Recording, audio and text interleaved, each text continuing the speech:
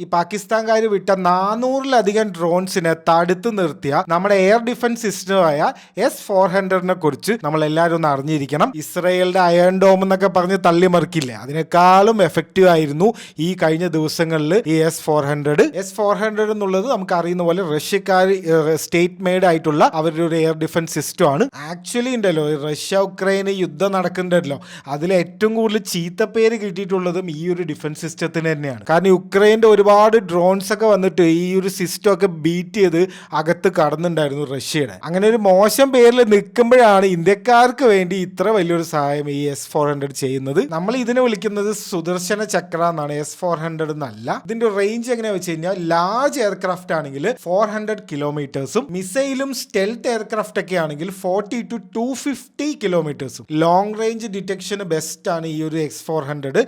Iron dome ഒക്കെ short range ആണ്, അടുത്ത് വന്നാലേ അതൊക്കെ അറ്റാക്ക് ചെയ്യുള്ളൂ. ഇനി ഇതിന്റെ സ്ട്രെങ്ത് നോക്കിക്കഴിഞ്ഞാൽ അറ്റ് എ ടൈം 300 ടാർഗറ്റ്സിനെ ട്രാക്ക് ചെയ്യാനും 35 ടാർഗറ്റ്സിനെ കണ്ടിന്യൂസ്ലി ഫയർ ചെയ്യാനും ഇതിന് സാധിക്കും. അപ്പൊ ഇത് ഇന്ത്യക്കാരുടെ കയ്യിൽ എങ്ങനെ എത്തിയെന്ന് വെച്ച് കഴിഞ്ഞാൽ 2018 $5.4 ബില്യൺ, അതായത് 46,000 കോടി രൂപയ്ക്ക് നമ്മൾ 5 റെജിമെന്റ്സ് മേടിക്കുന്നത്. ഒരു റെജിമെന്റിന് $1 ബില്യൺ, അങ്ങനെയാണ് ഇതിന്റെ ഒരു കണക്ക്. ഒരു റെജിമെന്റ് എന്ന് പറഞ്ഞാൽ 2 ബറ്റാലിയനാണ്.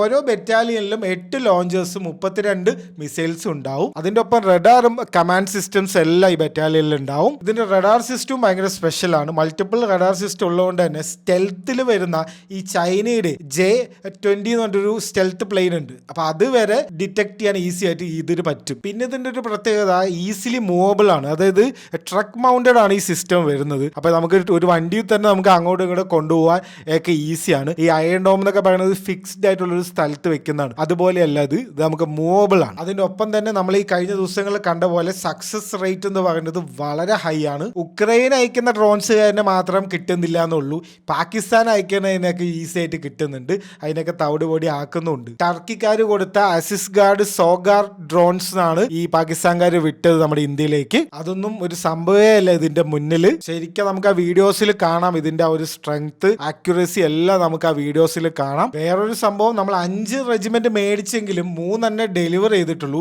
2 ഇനിയും കിട്ടാനുണ്ട്. 2026 അതിന്റെ ഡെലിവറി പറഞ്ഞിരിക്കുന്നത്. മിക്കവാറും 2 നിർത്തില്ല, കുറച്ചെണ്ണം കൂടി മേടിച്ച് ചുറ്റും വെക്കാൻ സാധ്യതയുണ്ട്. അത്ര യൂസ്ഫുൾ ആണ് നമുക്കിത്.